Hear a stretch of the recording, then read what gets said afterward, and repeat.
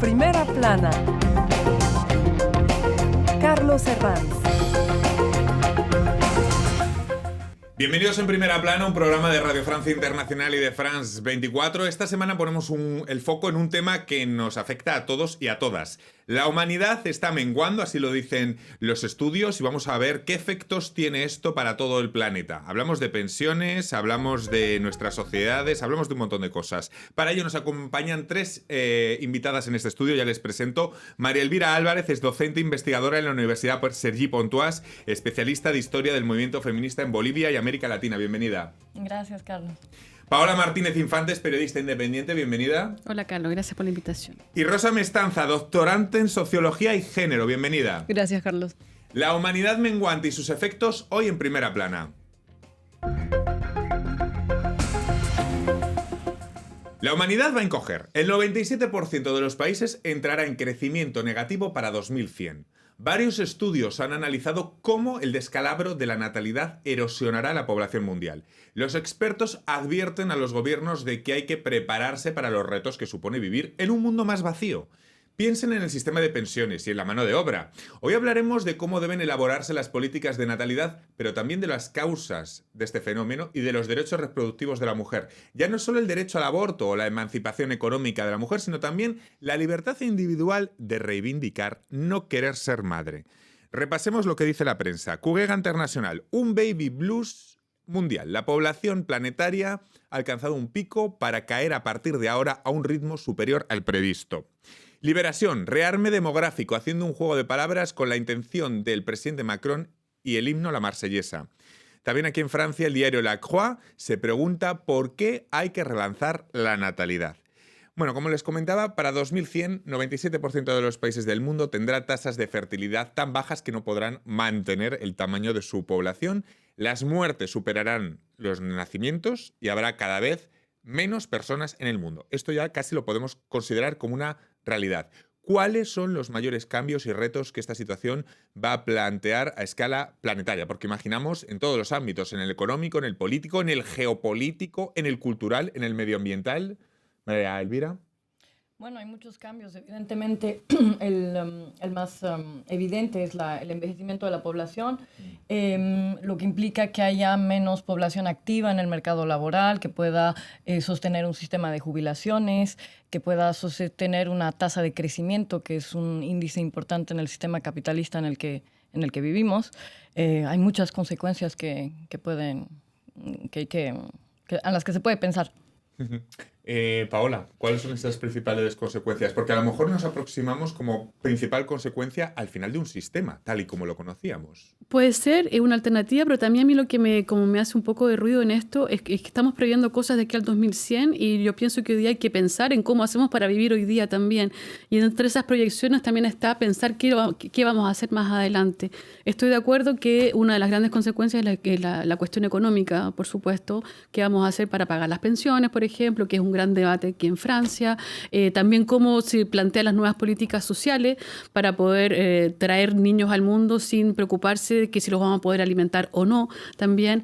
Y sobre todo la cuestión medioambiental, que es fundamental hoy día de pensarlo como en las prospecciones de aquí al 2100. E insisto, estamos mirando a futuro, pero todas estas cosas, todos estos como alarmas que se prenden en todas partes, a mí lo que me molesta un poco en realidad es no pensar en que eso hoy día tiene una consecuencia directa en el presente y cómo el presente hoy día estamos abordando esos temas. Es que hoy día estamos viviendo en un mundo habitable simplemente, más o menos gente, de aquí a unos 10 años más vamos a llegar a los 100.000 millones de personas, perdón, a los 10.000 millones, no 100.000, 10.000 millones de personas.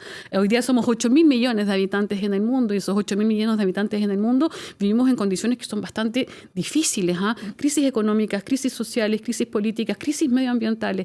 Entonces hoy día, claro, las consecuencias, por supuesto, hay que pensarlas, no hay que decir que hay que vivir como un pajarito todos los días de manera bastante inconsciente, pero pensemos hoy día qué son las soluciones que se están planteando hoy para que en 50 años más podamos repoblar, entre comillas, la Tierra y en qué condiciones. Rosa. Bueno, para seguir sobre las consecuencias, hoy en día lo que yo estaba pensando desde otro ángulo es también la cuestión de las medidas coercitivas que puede tener como consecuencia en el cuerpo de las mujeres.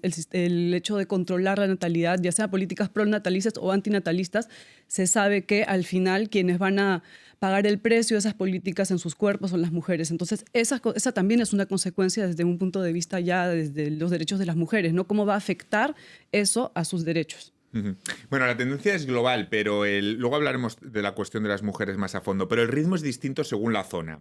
En los países ricos, donde las tasas de fecundidad ya son muy bajas, no sé qué factores dirían, y a lo mejor está conectado con lo que hablamos de las mujeres, qué factores han influido en estas tasas tan bajas ya en los países del primer mundo. Bueno, diría que hay dos factores.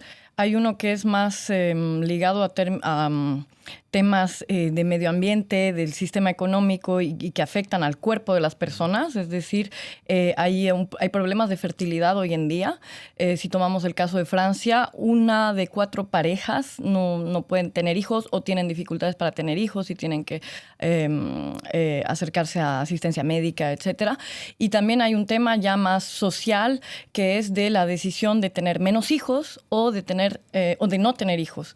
Entonces creo que hay que tomar en cuenta una toma de conciencia. Toma de conciencia. Sí, creo que hay que tomar esos dos factores que explican la baja de la natalidad. Un factor ligado a la manera en la que vivimos y otro ligado a la manera en la que se percibe la crianza de los hijos, la maternidad, la paternidad, etc. Entonces... Y en este sentido, me gustaría preguntarles qué rol desempeña la migración en este panorama en los países desarrollados. No sé si estamos ante el final del llamado estado de bienestar, que solo la migración puede salvar, porque al mismo tiempo es también curioso y paradójico que la supervivencia de estos países dependa de una migración que condena a la derecha nacionalista y patriótica que está en auge en tantos países, por ejemplo, de la Europa occidental. Ahora. Por supuesto, es una contradicción total y absoluta, porque sabemos que, y no solamente, retomando lo que decía María Elvira, el tema también es mundial, ¿eh? Porque en Chile también, por ejemplo, hay una baja natalidad que es alarmante, según las cifras, 1,3 niños, siendo que la media es de 1,8, creo, en América Latina, o casi 2,1 también, ¿cierto? Eso por una parte, y también se replantea el tema, ¿cómo hacemos? Porque las mujeres, ojo, hay un cambio de modelo y de paradigma. Están los movimientos child free, que no quieren tener hijos por razones que son ecológicas y también una cuestión personal, cómo traemos niños al mundo, es lo que yo decía anteriormente, en este mundo que hoy día es bastante hostil, digamos, para ejercer una maternidad tranquila y en buenas condiciones. Y por supuesto se plantea la gran problemática, que hoy día es una problemática también que es mundial, que es el tema de la inmigración. En los años 70, por ejemplo, en algunos países hubo bajas de natalidad y el tema se resolvió con la inmigración. Y hoy día hay que pensarlo también de una cuestión abierta y más global. La inmigración va a resolver y resuelve y resolvería muchos problemas en todo el mundo, contradiciendo justamente a estos discursos nauseabundos de nacionalismo y de encierro, en la cual el extranjero, digamos, sería un enemigo, siendo que el extranjero no es un enemigo, sino que bien podría favorecer todo, la economía, porque le inyectan economía en los países, y también aportar también a la alta, si lo queremos, de natalidad en los países respectivos. Y eso, insisto, que es una dinámica global, no solamente sucede en el primer mundo, en Europa y en Occidente, sino también en los países de América Latina, a la excepción de los países africanos que todavía conservan una tasa de natalidad que es bastante elevada y que entre comillas, lo que se llama la tasa de reemplazo sería efectiva todavía. No sé qué implicación tiene la revolución feminista en todo este escenario, Rosa. No sé si podríamos decir que la reapropiación por parte de la mujer de su sexualidad y de su decisión reproductiva quizás sea, no sé si estoy exagerando, pero a mí no me lo parece, el mayor cambio de nuestra civilización. Claro, por supuesto. O sea, hay diferentes ángulos para verlo. Por un lado, es verdad que estamos en una época en la que la reapropiación del cuerpo de las mujeres es mucho más posible por ellas mismas, los derechos de las mujeres avanzan, pero también lo que me parece interesante es pensar qué mujeres acceden a esos derechos. Porque, por ejemplo, en el caso de Perú, para ir a un caso concreto, sí, para el caso usted de ha Perú, estudiado un montón. Sí, sobre, por ejemplo, las esterilizaciones que hubieron masivas y muchas forzadas que hubieron en Perú en los años 90. Antes de ayer, ¿eh? No estamos en... Sí, exactamente, hace muy poco tiempo. Al comienzo, cuando fue anunciado el Plan de Salud Reproductiva y Planificación Familiar por Fujimori, las organizaciones feministas apoyaron ese plan de salud reproductiva y planificación familiar, a pesar de que era una época de dictadura, etc. Entonces, al final, ¿quiénes han sido las mujeres que han sido afectadas por esas esterilizaciones? Mujeres campesinas, de zonas rurales, indígenas, quechohablantes. Lo mismo pasa actualmente, es decir, que al mismo tiempo que tenemos ese discurso del rearme demográfico y en una época en la que los derechos de las mujeres tienen mucha más audiencia, también se escucha hablar de las políticas migratorias y también, por ejemplo, en Francia, al mismo tiempo que Macron va a hablar de rearme demográfico, se va también a hablar de proponer esterilizaciones, ligaturas de trompas en Mayotte.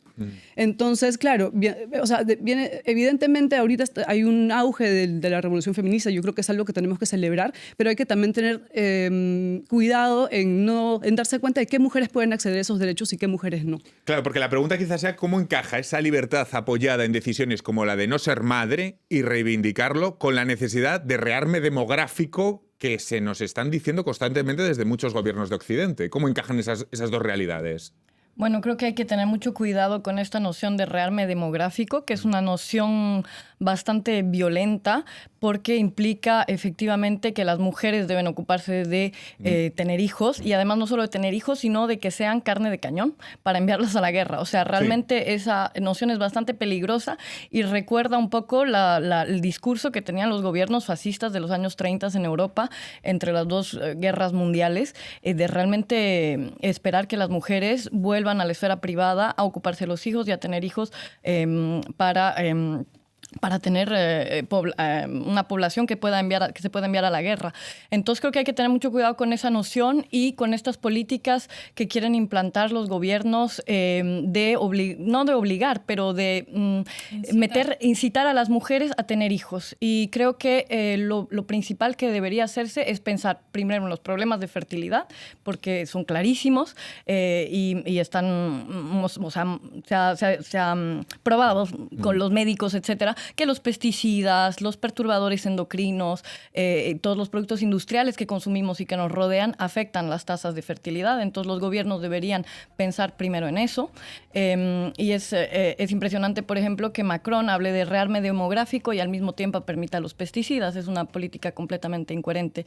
Y al mismo tiempo, lo que sería importante es justamente permitir a quienes quieran tener hijos de poder tener hijos y a quienes no quieran tener hijos dejarles esta libertad, que es extremadamente importante. Siento que las mujeres justamente se están reapropiando sus cuerpos hoy en día. Vamos a seguir hablando, darme un segundito, vamos a seguir hablando de esa reapropiación reproductiva de las mujeres. Vamos a hablar también de la presión de la perfección maternal.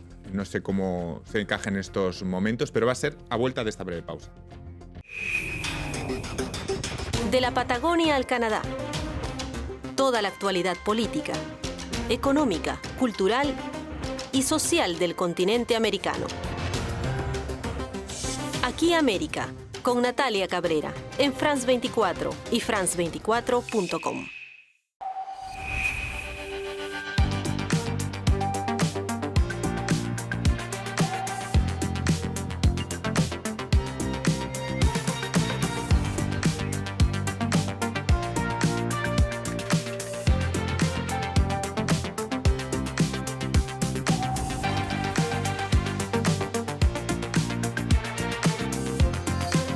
France 24, la economía día a día.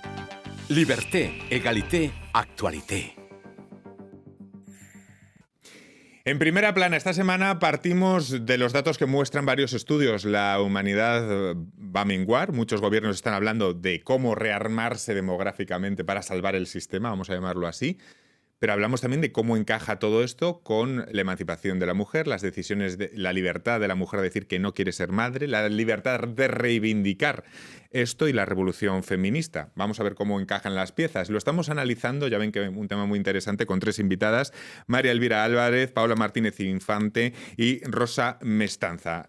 Rosa, era tu turno. Sí, quería completar un poco lo que decía María Elvira, introduciendo el concepto de justicia reproductiva, que es el que justamente viene a explicar que las personas que desean tener hijos o hijas puedan tenerlos, puedan tener ese derecho, los que no lo desean también puedan tener ese derecho y que estos hijos, hijas puedan crecer en buenas condiciones. Entonces, es verdad que ahora se habla del problema de la natalidad, que está en baja, etcétera, pero no se habla de las categorías sociales que quieren tener hijos, pero que sin embargo no pueden. Entonces, para completar eso, también quería hablar de, por ejemplo, la fecundación in vitro o la investigación sobre la endometriosis, que también provoca infertilidad. Y claro, o sea, no se le da la importancia que se debería darle a esos temas que permitirían justamente aumentar la natalidad con las personas que desean tener hijos o hijas. Lo que pasa es que en ese tema también hay cuestiones muy controvertidas de gente que equivoca el derecho con el deseo. Y ahí está el tema de los vientres de alquiler, a través de los cuales también se fomenta toda una industria, ¿no? Sí. A través de gente que cree que puede comprar sus deseos con dinero. Sí, pero eso es otro tema. Yo quería volver de nuevo a la idea de todo. Estoy de acuerdo con lo que dicen mis dos camaradas alrededor. Y al mismo tiempo está la brecha de género. No hay que olvidar que el hecho de tener un hijo es perfecto. Yo soy madre de 2 hijos. Soy feliz siendo madre y me encanta ser madre. Pero está también cómo uno mantiene después a los hijos. Y está sabido en todo el mundo, en los países europeos y también en América Latina, donde las brechas de género son aún más grandes y las desigualdades son aún más importantes. Una mujer que privilegia su carrera, por ejemplo, no tiene hijos en general, o al revés, una mujer que tiene hijos, por ejemplo, va a hacer una carrera que es parcelada y fragmentada, va a ganar 30% menos que un hombre a puesto igual, va a tener trabajos más precarios. Entonces ahí también está como tal vez pensando de una manera cómo incentivar estas tasas de natalidad, también hay que resolver ante todo las brechas de género, lo que concierne el mundo del trabajo, y eso es un tema pendiente que tiene el mundo en general con las mujeres. Bueno, pues a partir de este escenario quiero preguntarles por las políticas de natalidad. ¿Cómo debe elaborarse una buena política de natalidad? Porque durante los últimos años hemos visto todo: subvenciones, el llamado cheque bebé, condiciones, facilidades. Es decir, ¿cómo deberían establecerse una buena política de natalidad si eso es lo que quisiéramos?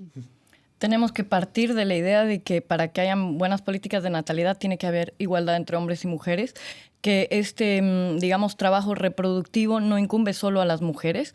Y los gobiernos, por lo tanto, tienen que implementar políticas que permitan, estoy justamente de acuerdo con mi compañera Paola, justamente de que las mujeres no sacrifiquen sus carreras profesionales, que no tengan que verse, sí, en una situación más precaria, con menos cotizaciones para las jubilaciones, etcétera.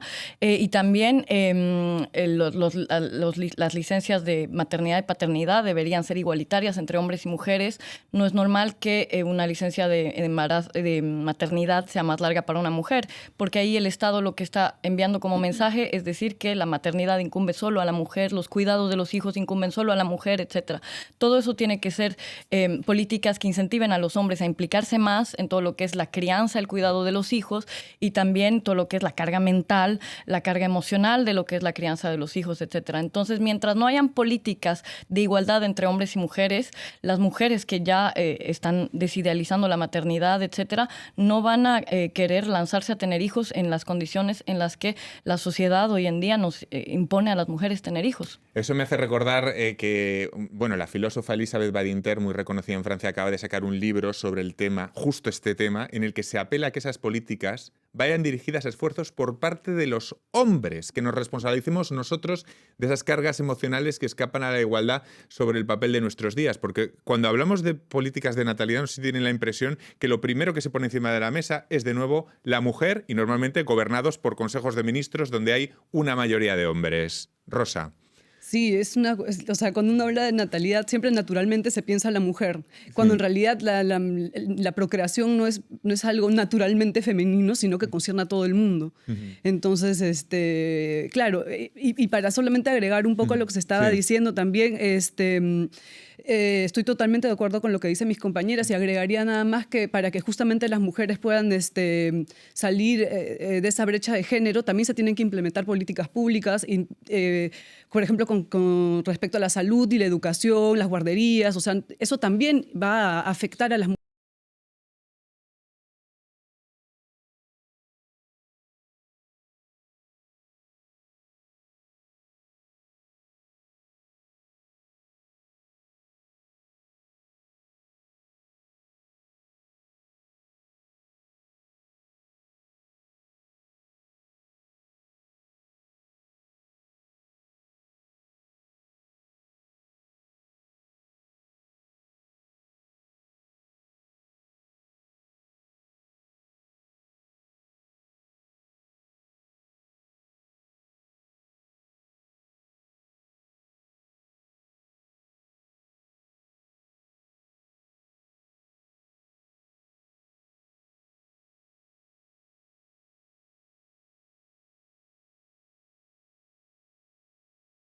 mismo tiempo está la brecha de género. No hay que olvidar que el hecho de tener un hijo es perfecto. Yo soy madre de 2 hijos, soy feliz siendo madre y me encanta ser madre.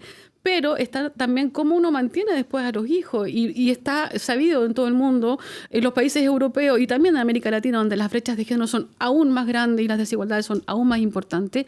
Una mujer que privilegia su carrera, por ejemplo, no tiene hijos en general, o al revés, una mujer que tiene hijos, por ejemplo, va a hacer una carrera que es parcelada y fragmentada, va a ganar 30% menos que un hombre a puesto igual, va a tener trabajos más precarios. Entonces ahí también está como tal vez pensando de una manera cómo incentivar estas tasas de natalidad, también hay que resolver ante todo las brechas de género, lo que concierne el mundo del trabajo, y eso es un tema pendiente que tiene el mundo en general con las mujeres. Bueno, pues a partir de este escenario quiero preguntarles por las políticas de natalidad. ¿Cómo debe elaborarse una buena política de natalidad? Porque durante los últimos años hemos visto todo: subvenciones, el llamado cheque bebé, condiciones, facilidades. Es decir, ¿cómo deberían establecerse una buena política de natalidad si eso es lo que quisiéramos? Tenemos que partir de la idea de que para que hayan buenas políticas de natalidad tiene que haber igualdad entre hombres y mujeres, que digamos, trabajo reproductivo no incumbe solo a las mujeres, y los gobiernos, por lo tanto, tienen que implementar políticas que permitan, estoy justamente de acuerdo con mi compañera Paola, justamente de que las mujeres no sacrifiquen sus carreras profesionales, que no tengan que verse, sí, en una situación más precaria, con menos cotizaciones para las jubilaciones, etcétera, y también las licencias de maternidad y paternidad deberían ser igualitarias entre hombres y mujeres. No es normal que una licencia de maternidad sea más larga para una mujer, porque ahí el Estado lo que está enviando como mensaje es decir que la maternidad incumbe solo a la mujer, los cuidados de los hijos incumben solo a la mujer, etcétera.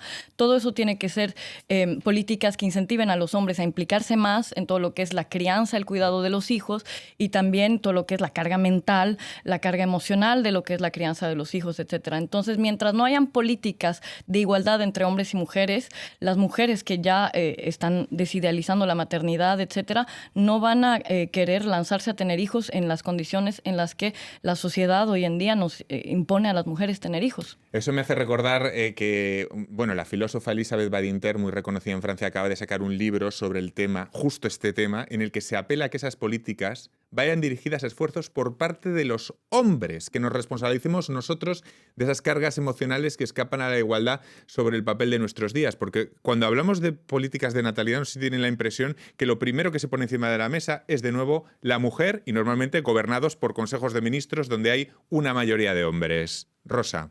Sí, o sea, cuando uno habla de natalidad, siempre naturalmente se piensa en la mujer, cuando en realidad la procreación no es algo naturalmente femenino, sino que concierne a todo el mundo.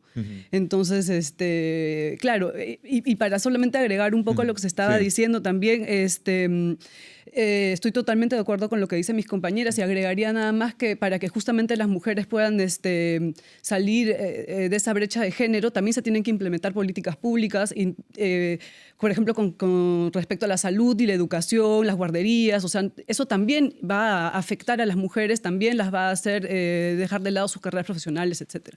No sé qué quieren añadir. Y justo Paola. terminar también decir y aceptar que estamos en el siglo XXI y que la mujer ya no se realiza enteramente a través de la maternidad. Hay otras cosas y otras aristas que hacen que una mujer sea íntegra, y no solamente tener hijos, pensarlo así también y aceptar efectivamente este nuevo cambio y cómo este modelo de la familia tradicional explotó, ya no funciona como era antes, ¿viste? La familia... Es que durante muchos años equiparar mujer realizada con madre ha sido uno de los pilares del sistema, ¿no? Incluso haceros... sentir esa presión de que no os realizáis como mujeres, ¿no? Control de natalidad igual control de la vida reproductiva, y cuando las mujeres finalmente asumen ese poder de decir yo no quiero que me sigan tratando como un conejillo de India y que sea yo quien va a poblar el mundo, etcétera, cuando ellas toman las decisiones efectivamente de tener el derecho de sus cuerpos, de hacer lo que quieran, gracias a leyes o no gracias a leyes, porque no en todas partes también las leyes están en acuerdo con eso es lo que molesta también, porque no olvidemos que el patriarcado a pesar de que en algunos casos se ha ido un poco rompiendo, qué sé yo, todavía estamos viviendo en el ADN profundo de muchos países, tanto en Europa como en América Latina, un patriarcado que es latente y potente, que pone en juego justamente el control de las mujeres de ejercer el derecho de sus cuerpos. Por poner un ejemplo, ya que tenemos aquí 3 ejemplos distintos, en sus países, Bolivia, Chile, Perú, les pregunto, ¿a día de hoy hay una libertad más o menos adquirida o ganada, o no sé, lo pueden evaluar, poner el cursor donde quieran, de expresar que una mujer no quiere ser madre sin sentir una presión social? ¿Cómo lo viven en sus países respectivos? Esa realidad de decir, no quiero ser madre. Malas miradas, hay presión social, le están cambiando las cosas. Podemos hacer una ronda en sus países. Yo diría que no hay realmente esta libertad, y no solo en Bolivia, en ningún lugar del mundo. Hay efectivamente una presión social, pero también políticas de los gobiernos que impiden a las mujeres tomar esta libertad. En Bolivia el derecho al aborto es bastante restringido, entonces una mujer que queda embarazada y que no quiere tener hijos, va a encontrarse con dificultades para poder abortar. Entonces, y evidentemente hay una presión social por parte de las familias, de los padres, de todo el entorno. Decir que una mujer que no quiere ser madre en muchos países todavía se añade ahí una presión de es sospechosa de algo. Sí, sí. Sí, y hay un prejuicio muy fuerte al respecto también. O es una viejillo, una vieja, ¿cómo se dice? Una solterona. Joven, una solterona, ¿cierto? Que nadie la quiere, en fin, no sé qué, y todo el prejuicio que cae encima. Pero lo que encuentro muy interesante y al mismo tiempo muy alentador es que los movimientos feministas en América Latina han cambiado de alguna manera el discurso también imperante. Cierto que hay una presión social, como lo dice María Elvira, cierto que todavía está ese paradigma, insisto, de la familia tradicional y que la mujer está para procrear, existe como en los años 50 en el siglo pasado, pero hoy día los movimientos feministas y las jóvenes, ojo, las jóvenes de hoy día están súper empoderadas pensando en que hay otros modelos, insisto, de ejercer su feminidad, de ejercer su vida y desarrollarse íntegramente, no pasando por la maternidad, y hacer frente a las críticas, que las críticas siempre van a existir, sobre todo hoy día cuando hay una vuelta a unos nacionalismos, a unas políticas natalistas que hacen un poco pensar en los años 30 del siglo XX, ¿viste? Entonces, es verdad que hay un despertar de muchas generaciones de chicas jóvenes, pero también cuidado porque hay movimientos neomachistas, ¿no? En jóvenes adolescentes, que eso también, Rosa. Bueno, en el caso de Perú, como dice María Elvira, en realidad la presión social para tener hijos hacia las mujeres está en todos sitios, obviamente en Perú también. En Perú, por ejemplo, el aborto no es legal, pero lo que me parece importante en el caso de Perú y que aporta bastante, me parece, al feminismo en América Latina, es el hecho de que como han habido 300.000 esterilizaciones de mujeres y de hombres, en un 92.5% de mujeres en el Perú en los años 90, eso ha quedado como una herencia también de cómo se va a hablar y cómo se va a concebir la cuestión de la procreación en Perú. Entonces los movimientos feministas actuales, sobre todo de las jóvenes feministas, va a articular permanentemente la cuestión de la lucha por un aborto legal, seguro y gratuito, con el derecho también a poder tener hijos si una lo desea, haciendo referencia justamente a las esterilizaciones forzadas que hubieron en Perú, con, por ejemplo, diciendo las marchas, somos las hijas de las campesinas que no pudieron esterilizar, y al mismo tiempo utilizar el pañuelo verde, que es el símbolo de la lucha por el aborto, que nació en Argentina con la marea verde, etc. Entonces me parece que, de verdad, el caso de Perú es muy interesante porque es uno de los pocos que realmente logra articular los derechos reproductivos de las mujeres desde todos los ángulos posibles. Otra de las grandes conquistas que me parece que se ha conseguido en este campo y por el que también se consigue progresar es la desidealización de la maternidad, ¿no? Que ya cada vez se da en más casos. Están rompiendo ese tabú a decir en un micrófono, en un grupo de amigos, oye, esto ha sido un horror. Esto me ha traído todo eso que antes parecía que te señalaban, ¿no? Si lo decías, que era en la intimidad de una mujer. Y ahora cada vez más hay señoras que salen y dicen, perdona, esto ha sido horrible. Sí, exactamente. Hay realmente, creo hoy, a través y gracias a los movimientos feministas, una liberación de la palabra para hablar de una maternidad más realista, hablar de realmente qué es lo que conlleva la maternidad, términos de la vida diaria, de carga emocional, de carga mental para las mujeres. Y hay cada vez más mujeres, no son muchísimas, pero hay cada vez más mujeres que se atreven a hablar, a decir si yo hubiese podido reflexionar un poco más, no hubiese sido madre, o en realidad esto de la maternidad para mí es muy duro. Y esto lo interesante es que se da a través de jóvenes generaciones, pero también se da mucho en las redes sociales. Hoy en día todavía para decir eso, porque hay mucha gente que ¿a dónde va esta diciendo esa burrada? Y es muy interesante porque hay muchas mujeres que lo hacen a través de las redes sociales. Pienso, por ejemplo, bueno, para dar un ejemplo, en una influencer mexicana que se llama Luz Carreiro, B-Traveler, que habla, que es madre, que ha tenido a su hija, pero habla de manera ultra realista de lo que es la maternidad y lo que le pesa la maternidad, lo que le cuesta la maternidad. Y ella siempre dice, yo amo a mi hija, pero odio la maternidad, porque implica todo un peso y una carga emocional muy grande para las mujeres. Y hay esta liberación de la palabra que está efectivamente cambiando las mentalidades y permitiendo que las mujeres puedan plantearse si querer ser madres o no, plantearse si quieren implicarse en todo ese trabajo que implica la maternidad, y efectivamente eso es algo, pienso yo, en lo que no se va a poder volver atrás. Pues me quedo sin tiempo para más. Ha sido muy interesante charlar en este programa con ustedes. La verdad ha sido muy esclarecedor. Muchísimas gracias, María Elvira Álvarez, Rosa Mestanza y Paola Martínez Infante. Y a todos ustedes les esperamos en Primera Plana la próxima semana. Muchas gracias.